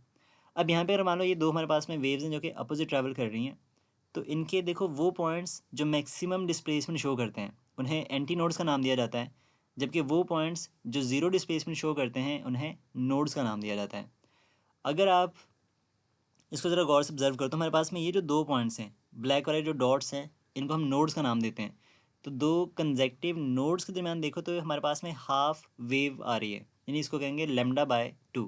तो दो कंजेक्टिव नोड्स का जो डिस्प्लेसमेंट है ये होता है लेमडा बाय 2। इसी तरह से अगर आप इस नोड से एंटी नोड तक का डिस्टेंस ऑब्जर्व करोगे तो ये हमारे पास में होता है लेमडा बाय 4। तो distance between a node and next anti node is lambda by 4। इसी तरह से अगर ये एंटी नोड है तो इस एंटी नोड से नेक्स्ट एंटी नोड, यानी दो कंजेक्टिव नोड्स का जो डिस्टेंस है ये होता है लेमडा बाय 2। तो ये तीन बातें आपने याद रखनी है कि दो कंजेक्टिव एंटी नोड्स, दो कंजेक्टिव नोड्स का जो डिस्टेंस है ये λ/2 के बराबर होता है, जबकि एक नोड और उसके रिस्पेक्टिव एंटी नोड का जो डिस्टेंस है वो λ/4 के बराबर होता है। तो इसके अकॉर्डिंग हमारा जो राइट आंसर है अकॉर्डिंग टू आवर क्वेश्चन वो बनेगा λ/2 यानी कि सी ऑप्शन। क्वेश्चन नंबर 29 है, with increase in pressure the speed of sound will. Pressure को बढ़ाने से साउंड की स्पीड पे क्या फ़र्क पड़ता है। तो स्टूडेंट्स अगर हम बात करें speed of sound in air की, तो इसका फॉर्मूला हमारे पास में होता है v=√γ p/ρ। अब यहाँ पे ना स्टूडेंट हमारे पास में जो प्रेशर है इसका डेंसिटी के साथ में डायरेक्ट रिलेशनशिप होता है। जब आप हवा का गैस का प्रेशर इंक्रीज़ करते हो तो उसके मॉलिक्यूल करीब हो जाते हैं, यानी डेंसिटी बढ़ जाती है। तो प्रेशर को इंक्रीज़ करने से डेंसिटी इंक्रीज़ करेगी, जिसकी वजह से हमारी जो रेशो है वो कांस्टेंट रहेगी, यानी कि हम कह सकते हैं कि जो स्पीड ऑफ साउंड है वो कांस्टेंट रहेगी। तो इसका मतलब ये कि हमारी जो स्पीड ऑफ साउंड है वो प्रेशर पर डिपेंड नहीं करती। जब आप प्रेशर को इंक्रीज़ करोगे तो जो स्पीड ऑफ साउंड है वो सेम रहेगी। तो हमारा जो राइट आंसर वो बनेगा डेल्टा। इसके अलावा कौन कौन से फैक्टर्स हैं जिन पे स्पीड ऑफ साउंड जो है वो डिपेंड करती है। तो हमारे पास में 3 फैक्टर्स होते हैं। सबसे पहला डेंसिटी, अगर हमारा प्रेशर कांस्टेंट है तो डेंसिटी को इंक्रीज़ करने से जो स्पीड ऑफ साउंड है वो डिक्रीज़ हो जाती है। टेम्परेचर के साथ में इसका डायरेक्ट रिलेशनशिप होता है, एब्सोल्यूट टेम्परेचर के साथ में। तो जब आप टेम्परेचर को इंक्रीज़ करोगे तो स्पीड ऑफ साउंड भी इंक्रीज़ करती है। फिर आती है ह्यूमिडिटी। तो ये हमारे पास में 3 फैक्टर्स हैं जिनके ऊपर स्पीड ऑफ साउंड डिपेंड करती है, जबकि प्रेशर के ऊपर ये इंडिपेंडेंट होती है। क्वेश्चन नंबर 30 है, a string clamped at its both hands vibrates in 4 segments. तो एक वायर है जिसको हमने दोनों साइड से बांध रखा है और ये 4 सेगमेंट्स में वाइब्रेट करती है। The length of the string is 150 centimetre. तो हमारे पास में उसकी जो लेंथ है वो 150 सेंटीमीटर, और हमें बताना है कि उसकी वेव लेंथ क्या होगी वेव की। स्टूडेंट्स अगर हम बात करें ना एक स्ट्रेच स्ट्रिंग की, तो इसमें nth मोड की जो वेव लेंथ होती है उसका रिलेशनशिप होता है λn=2L/n। अब ये सेम रिलेशनशिप हमारे पास में ऑर्गन पाइप के लिए भी हम यूज़ करते हैं, जो कि ओपन एंडेड होता है। तो इस केस में हमारे पास में जो nth मोड की वेवलेंथ है एक स्ट्रेच स्ट्रिंग के लिए ये होगा 2L/n। अब यहाँ पे हमारे पास में जो नंबर ऑफ़ लूप्स हैं यानी वो 4 के बराबर है, तो n की वैल्यू 4 बन जाएगी। तो λ4 हमारे पास में जो होगा इसकी जो वेवलेंथ है वो होगी 2 इंटू लेंथ हमारे पास में 150 सेंटीमीटर है और n हमारे पास में 4 है। तो जब आप 2 को 4 पे डिवाइड करोगे तो बनेगा 150/2। जब आप 150 को 2 पे डिवाइड करोगे तो आंसर आएगा 75 सेंटीमीटर। तो हमारा जो राइट आंसर है यहाँ पर वो बनेगा डेल्टा। क्वेश्चन नंबर 31 है, the speed of sound in air is 332 metre per second at 0 degree Celsius. 0 पे 332 हमारी स्पीड होती है। What will be its value at 10 degree Celsius. तो 10 डिग्री सेल्सियस पे कितनी होगी। तो स्टूडेंट्स इसको सॉल्व करने के लिए ना छोटा सा फॉर्मूला है वो आपने याद रखना है। वहाँ से 2-3 तरह के एमसीक्यूज बनते हैं कि अगर आपको स्पीड बतानी है किसी भी टेम्परेचर टी के ऊपर, तो इसका एक फॉर्मूला होता है VT=V0 + 0.61 टाइम्स टेम्परेचर। ये जो स्मॉल टी है यहाँ पे ये टेम्परेचर एक्चुअल में। तो हमारे पास में अगर हम टेम्परेचर को 1 डिग्री सेल्सियस इंक्रीज़ करेंगे तो जो स्पीड ऑफ साउंड है वो 0.61 मीटर पर सेकंड पहले से इंक्रीज़ हो जाती है, जो कि अप्रॉक्सीमेटली 61 सेंटीमीटर पर सेकंड होता है। तो एक फॉर्मूला और इसमें कितना चेंज आता है एक डिग्री टेम्परेचर बढ़ाने से वो आपने याद रखना है। अब यहाँ पे हमारे पास में जो टेम्परेचर गिवन है वो है 10 डिग्री सेल्सियस। तो हमारे पास में 10 डिग्री सेल्सियस पे जो स्पीड होगी वो होगी V0 0 पे होती है, तो 332 वैसे का वैसा। और टेम्परेचर को जब आप लिखोगे 10, तो 10 को जब हम 0.61 से करवाएंगे मल्टीप्लाई तो बनेगा 332 + 6.1। जब आप 332 में 6.1 को एडअप करोगे तो ये बनेगा 338.1 मीटर पर सेकेंड। तो हमारा जो राइट आंसर है यहाँ पर वो बनेगा बीटा। क्वेश्चन नंबर 32 है, अ train travel at a speed of 0.5 v where v is the speed of sound. The train approaches a stationary observer. The frequency of sound emitted by the siren of train is 200 Hz. Which frequency does the observer hear? यानी इसमें students हमारे पास में बात हो रही है डुपलर effect की। एक ऑब्जर्वर है जो कि स्टेशनरी खड़ा है और एक ट्रेन उसको अप्रोच कर रही है, यानी उसके करीब आ रही है। तो हमें ये बताना है कि उस ऑब्जर्वर को उसकी फ्रीक्वेंसी कितनी सुनाई देगी। ठीक है। अब यहाँ पे ना स्टूडेंट्स हमारे पास में अपेरेंट फ्रीक्वेंसी को कैलकुलेट करने का एक ज़बरदस्त किस्म का शॉर्टकट होता है जो आप याद रखोगे यहाँ पे। तो अपेरेंट फ्रीक्वेंसी एफ प्राइम ये बराबर होती है V+- U0/V+- US/F। अब यहाँ पे जो V हमारे पास में है ना ये होती है स्पीड ऑफ साउंड, जो U0 है ये होता है स्पीड ऑफ ऑब्जर्वर, और US जो है ये होता है स्पीड ऑफ द सोर्स। तो यहाँ पे ये बात याद रखनी कि ऑब्जर्वर हमेशा न्यूमरेटर में और सोर्स हमेशा डिनोमिनेटर में। अब ये प्लस और माइनस का भी यूज़ करना है तो इसकी कन्वेंशन आपको बड़ी इजीली आप याद रख सकते हो। जैसे सपोज कर लो कि एक ऑब्जर्वर है जो कि आपने लेफ़्ट पे ड्रॉ करना है, रफली भी आप ये काम कर सकते हो, और जो सोर्स है वो हमारे पास में राइट साइड पे है। अब यहाँ पर ना आपने जैसे वेक्टर्स के पढ़े होंगे कि अगर राइट में है तो पॉजिटिव, लेफ्ट में है तो नेगेटिव, अप है तो पॉजिटिव, डाउन है तो नेगेटिव, ये कुछ चीज़ें याद रखनी है। अब यहाँ पे लेट कर लो कि हमारे पास में जो सोर्स है अगर वो रेस्ट में है तो सोर्स की स्पीड यानी कि जो यू एस है हमारे फैक्टर में वो ज़ीरो हो जाएगा। अगर observer towards the source move करेगा यानी कि राइट में जाएगा तो जो यू नॉट है ये प्लस में होगा, तो हम यूज़ करेंगे यू नॉट को पॉजिटिव, तो फॉर्मूला बनेगा F prime is equal to V plus U naught divided by V into F. ठीक है। अगर ऑब्जर्वर सोर्स से दूर जा रहा है इनके लेफ्ट में जा रहा है तो यू नॉट का साइन माइनस यूज़ करोगे, तो ये प्लस माइनस का हो गया आपका कि ऑब्जर्वर के साथ कब प्लस यूज़ करना है कब माइनस यूज़ करना है। सिमिलरली अगर जो सोर्स है वो मूव करता है और ऑब्जर्वर रेस्ट में है, तो अगर सोर्स ऑब्जर्वर से दूर जा रहा है यानी राइट में जा रहा है तो सोर्स की स्पीड को आप प्लस में यूज़ करोगे, और अगर सोर्स ऑब्जर्वर की तरफ आ रहा है यानी कि लेफ्ट में आ रहा है तो इस केस में आप जो यू का साइन है वो माइनस में यूज़ करोगे। तो ये हमारे पास में साइन कन्वेंशन है। अगर हम बात करें प्रेजेंट केस की तो इसमें हमारा ऑब्जर्वर रेस्ट में है और जो ट्रेन है वो ऑब्जर्वर को अप्रोच कर रही है, इसके करीब आ रही है, तो ऑब्जर्वर रेस्ट में है तो यू नॉट हो गया ज़ीरो, तो फॉर्मूला बनेगा F prime is equal to U naught को ज़ीरो किया तो ऊपर वी बचेगा, और सोर्स क्योंकि ऑब्जर्वर के करीब आ रहा है तो इसके लिए लेफ्ट वाला साइन इनके नेगेटिव में यूज़ करोगे, तो बनेगा v minus 0.5 v into f आ जाएगा यहाँ पे। अब 0.5 वी जो है ना स्पीड ऑफ सोर्स हमें ऑलरेडी उसने बता रखी है क्वेश्चन के अंदर, तो इसलिए मैं इसको थोड़ा डायरेक्ट कर रहा हूँ। अब ये क्या बनेगा, देखो F prime is equal to, जब आप वी में से 0.5 वी को माइनस करो तो बचेगा 0.5 वी। अब वी से वी हो गया कैंसिल आउट और फ्रीक्वेंसी हमारे पास में 200 है, तो ये बनेगा F prime is equal to 200 divided by 0.5। 0.5 ना स्टूडेंट्स हमारे पास में होते हैं 1/2 के इक्वल। अब ये जो डिनोमिनेटर में 2 होगा वो ऊपर आके 200 से जब मल्टीप्लाई करोगे तो ये बन जाएगा F prime is equal to 400 hertz. तो ये हमारे पास में फ्रीक्वेंसी है जो ऑब्जर्वर को सुनाई देगी इस केस के अंदर, जो कि हमारा राइट ऑप्शन यहाँ पे अल्फ़ा बन जाएगा। क्वेश्चन नंबर 33 है, an organ pipe closed eight one and has a length of 25 centimetre, wavelength of the fundamental note is.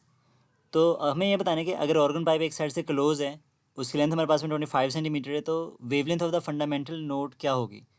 अब स्टूडेंट्स अगर हम बात करें ऑर्गन पाइप की तो इसकी दो टाइप्स होती हैं। एक होता है ओपन एंडेड ऑर्गन पाइप जो कि दोनों एंड से ओपन होता है, एंड दूसरा जिसकी डायग्राम कुछ इस तरह से बनती है। इसकी जो ओपन एंड है यहाँ पे हमेशा एंटी नोड बनेगा और इनके दरमियान में नोड्स एंटी नोड चलते रहते हैं। इसी तरह से हमारे पास में जो होता है क्लोज एंडेड ऑर्गन पाइप, ये एक साइड से क्लोज होता है जबकि दूसरी साइड से ये ओपन होता है कुछ इस तरह से। इसका जो क्लोज एंड है वहाँ पे हमेशा नोड जनरेट होता है जबकि ओपन एंड पे हमेशा एंटी नोड्स बनते हैं। तो स्टूडेंट्स अगर हम बात करें इनके nth मोड की फंडामेंटल यानी nth मोड की वेवलेंथ या फ्रीक्वेंसी की, तो for open ended organ pipe जो वेवलेंथ होती है उसका फॉर्मूला होता है 2L/n, जबकि nth मोड की जो फ्रीक्वेंसी है वो होती है Fn is equal to n times of F1। यहाँ पे जो F1 है वो कहलाती है फंडामेंटल फ्रीक्वेंसी, जबकि जो n है ये एक इंटीजर है जो कि 1 + 1 2 3 4 एंड सो ऑन चल जाते हैं। इसी तरह से अगर हम बात करें क्लोज एंडेड ऑर्गन पाइप की, तो इसमें nth मोड की जो वेवलेंथ एंड फ्रीक्वेंसी उसका फार्मूला होता है लेमडा का फार्मूला होता है 4L/n, जबकि फ्रीक्वेंसी का फार्मूला होता है n टाइम्स ऑफ F1। अब यहाँ पे ना हमारे पास में आप देखोगे तो जो क्लोज एंडेड ऑर्गन पाइप होता है इसमें सिर्फ और सिर्फ ऑड वाली हार्मोनिक्स अपेयर होती हैं, यानी कि 1 3 5 7 9। इसमें जो इवन वाली फ्रीक्वेंसीज होती हैं वो एब्सेंट होती हैं, तो इसमें हमारे पास में कम हार्मोनिक्स जनरेट होती हैं, जबकि ओपन एंडेड में जो हार्मोनिक्स की तादाद है वो ज़्यादा होती है। अब हमारे पास में क्वेश्चन है क्लोज एंडेड पाइप का, तो यहाँ पे हम जो रिलेशन यूज़ करेंगे फंडामेंटल नोड की वेवलेंथ फाइंड करने के लिए वो होगा 4L/n। तो फंडामेंटल हमारे पास में फर्स्ट नोड होती है तो n की वैल्यू यहाँ पे 1 यूज़ करोगे। लेंथ हमारे पास में 25 सेंटीमीटर है, तो 25 × 4 ये बनेगा 100 सेंटीमीटर, तो हमारा जो राइट आंसर है वो बनेगा बीटा। क्वेश्चन नंबर 34 है, if the mass of the Bob of a pendulum is double it's time period is. अगर आप पेंडुलम के मैस को डबल कर दो तो उसका टाइम पीरियड पे क्या फ़र्क पड़ेगा। स्टूडेंट्स हम जानते हैं कि सिंपल पेंडुलम का जो टाइम पीरियड का रिलेशनशिप है वो होता है t is equal to 2π√L/g। अब यहाँ पे जो टाइम पीरियड है वो स्क्वायर रूट ऑफ लेंथ के डायरेक्टली प्रोपोर्शनल है, जबकि स्क्वायर रूट ऑफ जी के इन्वर्सली प्रोपोर्शनल है। तो क्लियरली आप ये बात देख सकते हो कि जो टाइम पीरियड है वो मैथ्स पर डिपेंड नहीं करता, यानी कि आप मैथ्स को बढ़ाओगे कम करोगे तो उसको कोई फ़र्क नहीं पड़ेगा, वो सेम रहेगा या फिर अनचेंज रहेगा। तो हमारा जो राइट आंसर है यहाँ पर वो बनेगा बीटा। क्वेश्चन नंबर 35 है, if the mass attach with the spring becomes 4 time then time period of the vibration becomes. अब यहाँ पे बात हो रही है मैस स्प्रिंग सिस्टम की, तो इसका टाइम पीरियड का फॉर्मूला हमारे पास में होता है T is equal to 2 pi √m/k। Students यहाँ से आप देखो तो हमारे पास में जो टाइम पीरियड है मैस स्प्रिंग सिस्टम का, इसका मैस के स्क्वायर रूट के साथ डायरेक्ट लिंक होता है, जबकि स्प्रिंग कांस्टेंट के स्क्वायर रूट से इसका इन्वर्स रिलेशनशिप होता है। अब यहाँ पे हमारे पास में मैस को हमने इंक्रीज़ किया है 4 टाइम, तो अगर हम मैस को 4 टाइम इंक्रीज़ करेंगे तो जो टाइम पीरियड है वो 4 का स्क्वायर रूट यानी कि 2 टाइम इंक्रीज़ करेगा, तो हमारा जो राइट आंसर है वो बनेगा डेल्टा, यानी कि मैस को 4 टाइम इंक्रीज़ करने से जो टाइम पीरियड है वो डबल हो जाएगा। क्वेश्चन नंबर 36 है, at what displacement X in simple harmonic motion kinetic energy of the oscillating mass spring system becomes equal to the potential energy if A is equal to the amplitude. तो हमें ये बताना है कि वो कौन सी position है जहाँ पे काइनेटिक एनर्जी और पोटेंशियल एनर्जी आपस में इक्वल होते हैं। अब सुन यहाँ पे देखो, अगर इसको हमें सॉल्व करें तो कंडीशन हमें उसने बता रखी है kinetic energy is equal to the potential energy. अब जस्ट आपको कुछ नहीं करना है, इनके फॉर्मूलाज को यहाँ पे रिप्लेस करना है जिससे हल हो जाते हैं। काइनेटिक एनर्जी का formula for the simple harmonic oscillator हम जानते हैं, ये होता है 1/2 k(x0) का स्क्वायर माइनस एक्स का स्क्वायर, जबकि पोटेंशियल एनर्जी का फॉर्मूला होता है 1/2 k(x²) एट एनी पोजीशन, ये होती है इंस्टेंटेनियस एनर्जीज। जो हमारे पास में x है ये होगा उसका इंस्टेंटेनियस डिस्प्लेसमेंट, और जो x0 है ये उसका एम्पलीट्यूड है जिसको हम a से बाद में रिप्लेस कर देंगे। अब यहाँ पे स्टूडेंट देखो तो दोनों साइड से एक फैक्टर कैंसिल आउट हो रहा है जो कि 1/2k है, तो आपके पास में बचेगा x0 का square minus x² is equal to X का स्क्वायर। अभी जो माइनस का एक्स स्क्वायर है जब आप इसको राइट साइड पे शिफ्ट करोगे तो बनेगा 2x का स्क्वायर, तो ये बनेगा 2x² is equal to x0 का स्क्वायर। हमें बिकॉज x फाइंड आउट करना है तो फॉर्मूला बनेगा x का square is equal to x0² divided by 2। अब x का भी स्क्वायर तो आप दोनों तरफ करोगे स्क्वायर रूट इसका, तो आंसर आएगा x is equal to x0 divided by √2। अब x0 क्योंकि हमारा एम्पलीट्यूड है जिसको हम अगर a से रिप्लेस करें तो आंसर बनेगा a divided by square root of 2। तो ये हमारे पास में वो डिस्प्लेसमेंट है जहाँ पे काइनेटिक एनर्जी और पोटेंशियल एनर्जी आपस में बराबर होते हैं, तो आपको जो राइट आंसर वो बनेगा चार्ली। स्टूडेंट्स अगर इसी चीज़ को हम ग्राफ की फॉर्म में रिप्रेजेंट करें तो ये ग्राफ इसका कुछ इस तरह से बनता है। ये हमारे पास में एक्चुअल में हाफ वेव का ग्राफ है, हाफ साइकिल का ग्राफ है, या फिर आप कह लो हाफ वाइब्रेशन का ग्राफ है, जिसमें हमारे पास में जो वाइट वाली लाइन है ये इंडिकेट करती है टोटल एनर्जी को, ये जो ब्लू डॉटेड लाइन है ये इंडिकेट करती है पोटेंशियल एनर्जी को, जबकि ये जो येलो कलर में डॉटेड लाइन है ये इंडिकेट करती है काइनेटिक एनर्जी को। अब देखो तो हमारे पास में जब एम्पलीट्यूड प्लस ए होता है तो इस केस में काइनेटिक एनर्जी ज़ीरो हो जाती है, जबकि पोटेंशियल एनर्जी मैक्सिमम होती है। इसी तरह से जब आप बात करते हो जीरो पोजीशन की, नहीं मीन पोजीशन की, तो वहाँ पे काइनेटिक एनर्जी मैक्सिमम होती है जो कि टॉप पॉइंट पे आपको नज़र आ रही है, ये जो ब्लू कर्व है हाईएस्ट पॉइंट पे है, जबकि जो पोटेंशियल एनर्जी है वो ज़ीरो हो जाती है। इसी तरह से जब हम जाते हैं लोअर एक्सट्रीम पोजीशन पर तो उस केस में काइनेटिक एनर्जी अगेन ज़ीरो पे आ जाती है -a के ऊपर, जबकि पोटेंशियल एनर्जी है वो मैक्सिमम हो जाती है। तो इस तरह से आपको देखो दो पॉइंट्स ऐसे नज़र आ रहे हैं जहाँ पे ग्राफ्स आपस में कट आउट हो रहे हैं, एक दूसरे को क्रॉस कर रहे हैं। तो ये जो दो पॉइंट्स हमारे पास में है यहाँ पर काइनेटिक और पोटेंशियल आपस में बराबर होते हैं। अब देखो अगर ये हाफ वाइब्रेशन का ग्राफ है तो इसमें 2 बार काइनेटिक और पोटेंशियल बराबर हो रहे हैं। अगर ये एक पूरी वेव का ग्राफ बनाते हैं तो जो काइनेटिक और पोटेंशियल वो आपस में 4 टाइम्स एक दूसरे के बराबर हो जाते हैं। तो ये हमारे पास में इनका ग्राफ्स है यहाँ पे ओवरऑल। इसी तरह से अगर हम बात करें काइनेटिक एनर्जी टोटल एनर्जी की, तो जो टोटल एनर्जी है वो हर पॉइंट पे हमेशा कांस्टेंट रहेगी, सेम रहेगी। क्वेश्चन नंबर 37 है, angular displacement of a point moving in a circle of radius 10 centimetre when displacement of projection of this point along vertical diameter of the circle is 8.66 centimetre will be. तो हमें यहाँ पे particle की angular displacement calculate करनी है अगर circle का जो रेडियस है वो 10 सेंटीमीटर हो और उसका जो प्रोजेक्शन बन रहा है पार्टिकल का उसकी डिस्प्लेसमेंट 8.66 सेंटीमीटर है। अब सिंस यहाँ पे ना हमारे पास में एक फॉर्मूला होता है इंस्टेंटेनियस डिस्प्लेसमेंट का जो हम यहाँ पे यूज़ करेंगे वो होता है x is equal to x0 sine of theta.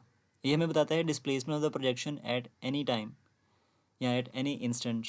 तो यहाँ पे हमारे पास में जो x है डिस्प्लेसमेंट ऑफ प्रोजेक्शन ये है 8.66।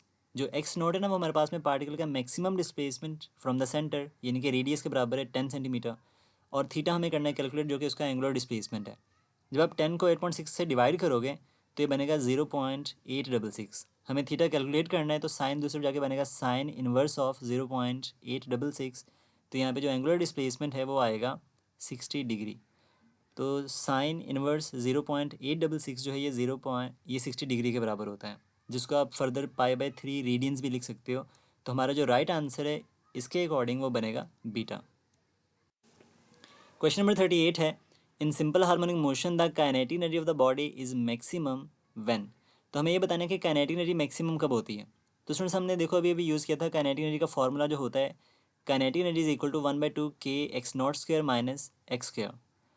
अगर हम बात करें मैक्सिमम काइनेटिक एनर्जी की तो आप चूज़ करते हो मीन पोजीशन। अब हम जानते हैं मीन पोजीशन पर जो डिस्प्लेसमेंट है वो पार्टिकल का जीरो होता है, इंस्टेंटेनियस डिस्प्लेसमेंट। अगर x को आप जीरो से रिप्लेस करोगे तो फॉर्मूला बनेगा kinetic energy is equal to half kx0², जो कि मैक्सिमम काइनेटिक एनर्जी को इंडिकेट करता है। तो जब बॉडी एक्सट्रीम पोजीशन से मीन पोजीशन की तरफ जाती है तो उसकी काइनेटिक एनर्जी इंक्रीज़ करती है, जबकि पोटेंशियल एनर्जी डिक्रीज़ करती है। और जब वो मीन पोजीशन से एक्सट्रीम की तरफ जाती है तो एक्सट्रीम पोजीशन पर पोटेंशियल एनर्जी मैक्सिमम होती है, जबकि काइनेटिक एनर्जी उसकी जो है वो ज़ीरो हो जाती है। तो इसके अकॉर्डिंग हमारा जो राइट आंसर है वो बनेगा Charlie. Kinetic energy of the body is maximum when the body is at mean position. Question number 39 है, a particle is executing simple harmonic motion with amplitude 0.02 meter and frequency 50 Hz. Maximum acceleration will be। तो हमें बताना है कि maximum acceleration कितना होगा अगर उसका एम्पलीट्यूड और फ्रीक्वेंसी आपको पता हो। तो उसमें सिंपल हार्मोनिक मोशन में जो एक्सेलरेशन है ना उसकी इक्वेशन होती है a is equal to ω² x। अब यहाँ पे हमारे पास में जो ओमेगा है ये होती है एंगुलर फ्रीक्वेंसी, जो कि फर्दर बराबर होती है 2πf के। अब इसमें वैल्यूज़ को अगर मैं रिप्लेस करूँ तो 2π वैसे का वैसा, और f जो है वो 50 हमें गिवन है तो 50/2 हो गया 100π। तो हमारे पास में जो ओमेगा है ये आएगा 100π रेडियन पर सेकेंड। अब यहाँ पे अगर मैं वैल्यू रिप्लेस करूँ अपने फॉर्मूले के अंदर तो बनेगा a is equal to omega की वैल्यू पुट कर दी हमने 100π का स्क्वायर, और x हमारे पास में जो उसका एम्पलीट्यूड है वो है 0.02 मीटर। तो आप जानते हो कि 100 का जो स्क्वायर है ये होता है 10,000, तो बनेगा 10,000 π² इंटू 0.02। अगर आप 0.02 का पॉइंट ख़त्म करो तो उसके ये बनेगा 2/100। तो 2 0 से 2 0 कटेंगे तो बनेगा 2 × 100, ये आ जाएगा 200 π² मीटर पर सेकेंड स्क्वायर। तो हमारा जो राइट आंसर है वो बनेगा डेल्टा। तो इसको आप फर्दर अच्छी तरह से कैलकुलेट खुद से भी कर लीजिएगा, अगर कहीं पे डाउट है तो उसको लाजमी डिस्कस कीजिएगा।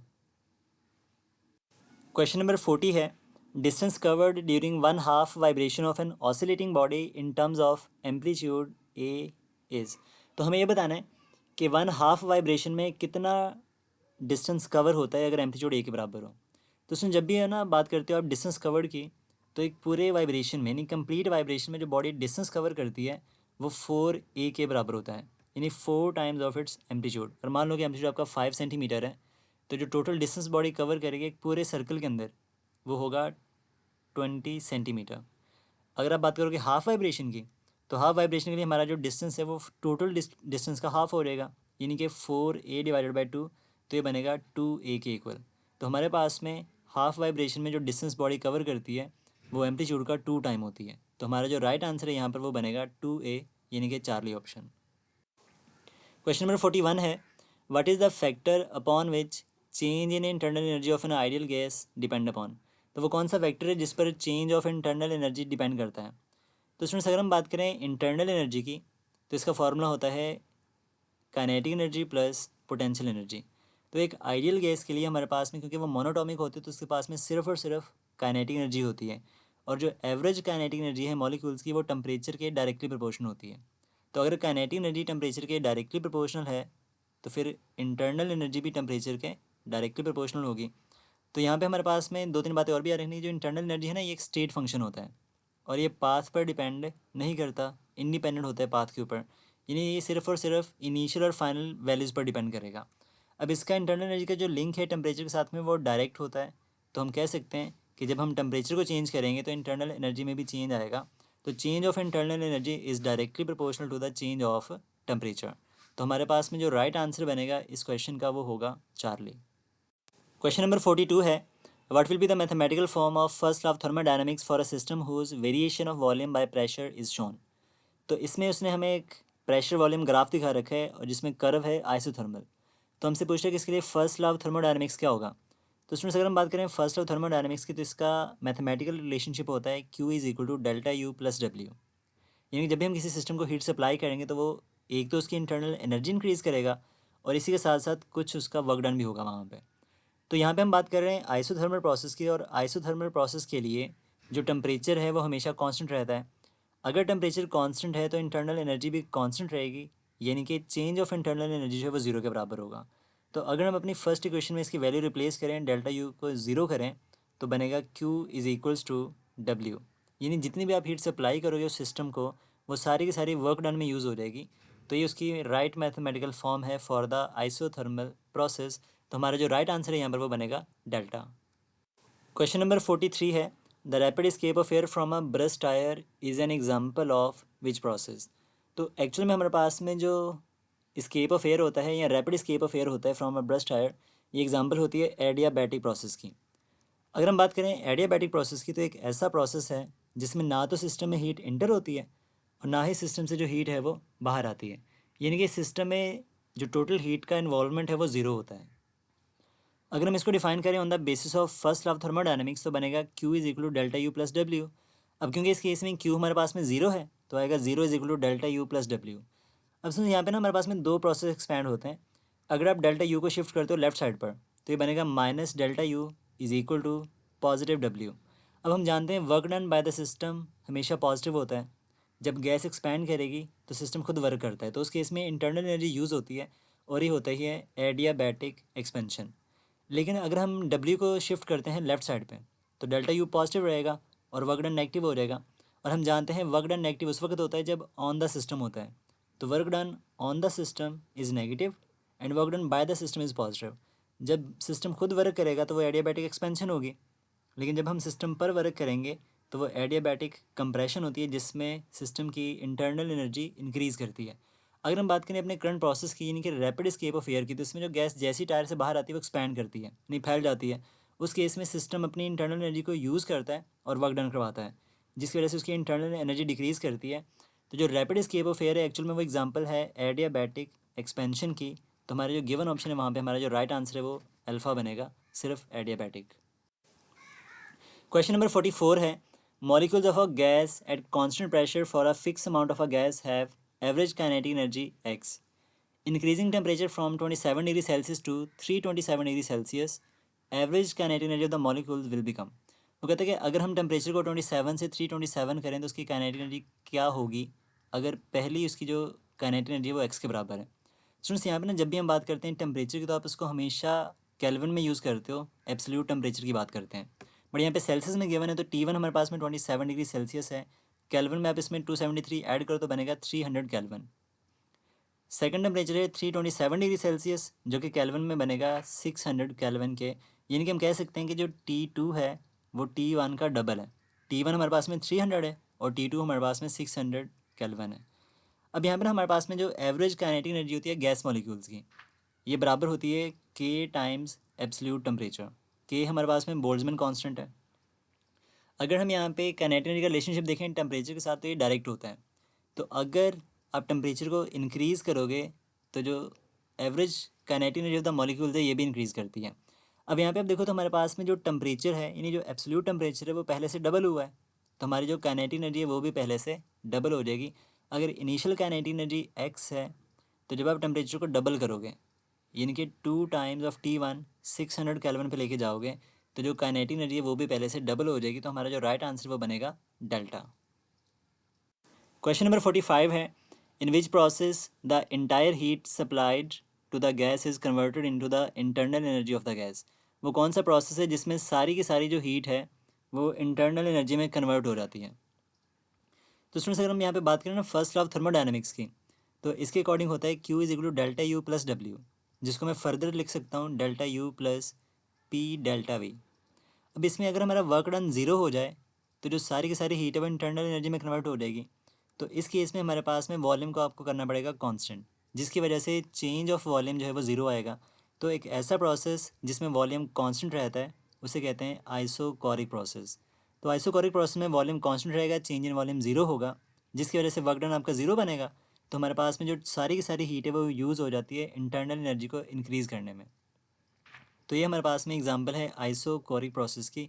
तो हमारा जो राइट आंसर है वो बनेगा अल्फ़ा। क्वेश्चन नंबर 46 है the ratio of molar specific heat of a gas at constant pressure to its molar specific heat at constant volume is. तो हमें ये बताना है कि molar specific heat at constant pressure and constant volume इनकी ratio क्या होती है।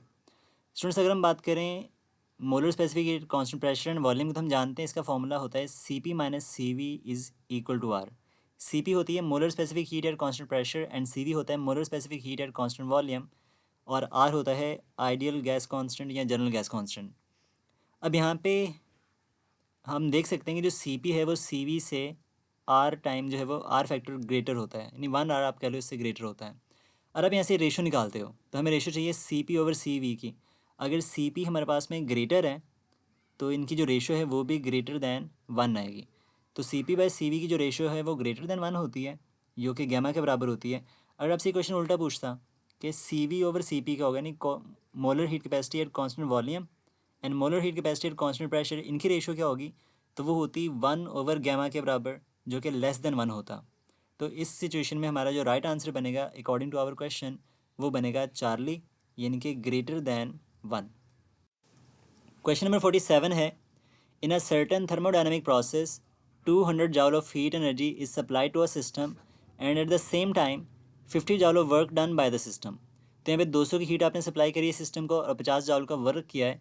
The increase in internal energy of the system is, तो हमें बताना कि इंटरनल एनर्जी में कितना इंक्रीज आएगा। तो students by using first law of thermodynamics हम लिखेंगे Q is equal to delta U plus W। जो हम सिस्टम को हीट सप्लाई कर रहे हैं वो पॉजिटिव होते तो ये आएगा 200। डेल्टा यू हमें कैलकुलेट करना है, work done by the system में, तो ये +50 आ जाएगा।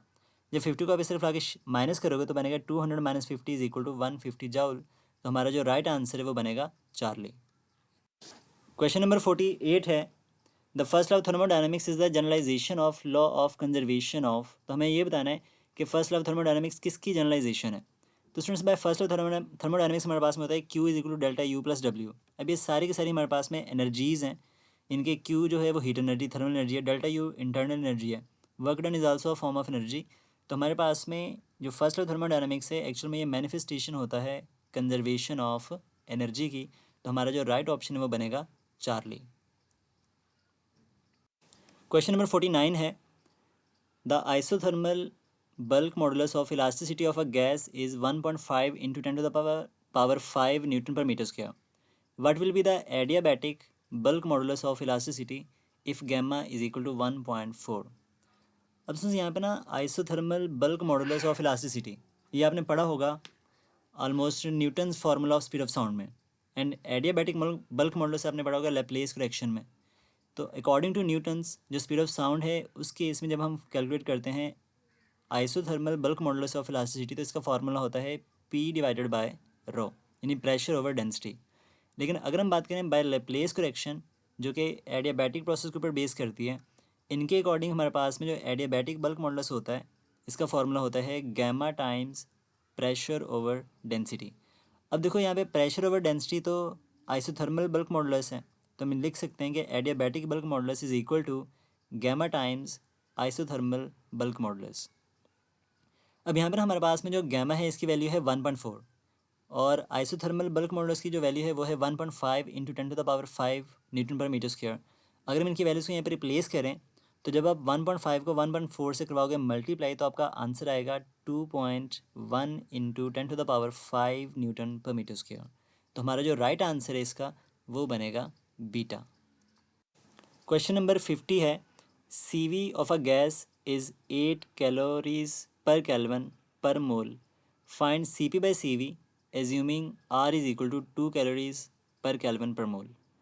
तो इसमें हमारे पास में आपको CP by CV की रेशो कैलकुलेट करनी है। CV हमें बताया गया है और R की वैल्यू आपको गिवन है। अगर इसको हम सॉल्व करें तो हम जानते हैं CP minus CV is equal to R होता है। CV तो हमें पता है पर CP हमारे पास में नहीं, तो पहले सबसे पहले CP को फाइंड करोगे। तो जब हम CP कैलकुलेट करेंगे तो ये बनेगा CP is equal to CV plus R। CV right side पे शिफ्ट होकर प्लस का हो जाएगा। तो CV की वैल्यू हमारे पास में 8 है जबकि R की वैल्यू 2 है, तो 8 + 2 हमारे पास में बनेगा 10 कैलोरीज पर केल्विन पर मोल। अब यहाँ पे हमने निकालनी है रेशो, तो रेशो हमारे पास में है CP बाई CV। तो CP 10 के इक्वल है जबकि CV जो है वो 8 के इक्वल है। तो 10/8 को जब आप सॉल्व आउट करोगे तो आपका आंसर आएगा 1.25। तो हमारा जो राइट आंसर यहाँ पे बनेगा वो होगा चार्ली। तो उसमें ये थे हमारे पास में आज की सारी डिस्कशन, जो कि हमने सारे के सारे एमसीक्यूज़ को डिस्कस किया है। अगर आपको किसी भी एमसीक्यू में कोई डाउट आए, कोई इशू आए, तो उसको कमेंट सेक्शन में ज़रूर हाईलाइट करिएगा। एंड अगर आपको ये लेक्चर पसंद आए तो उसको लाइक करिए और दोस्तों के साथ शेयर भी ज़रूर करिएगा। जल्द मिलेंगे एक नेक्स्ट वीडियो में। टिल देन अल्लाह हाफिज़ फ़ी अमानिल्लाह।